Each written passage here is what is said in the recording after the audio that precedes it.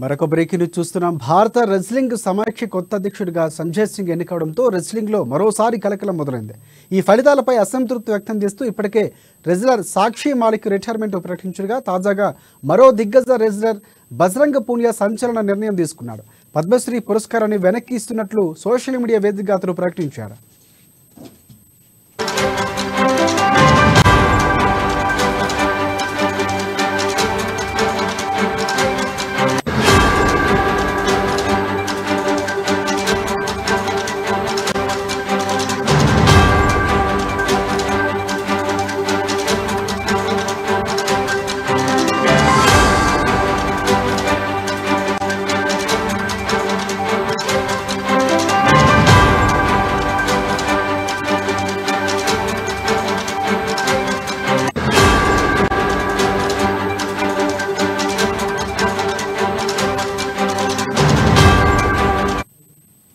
Breaking చూస్తున్నాం. భారత wrestling సమాఖ్య కొత్త అధ్యక్షుడిగా సంజయ్ సింగ్ ఎన్నికవడంతో రెజ్లింగ్లో మరోసారి కలకలం మొదలైంది.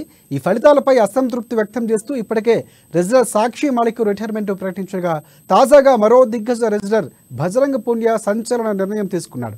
పద్మశ్రీ పురస్కారాన్ని వెనక్కి ఇస్తున్నట్లు సోషల్ మీడియా వేదికగా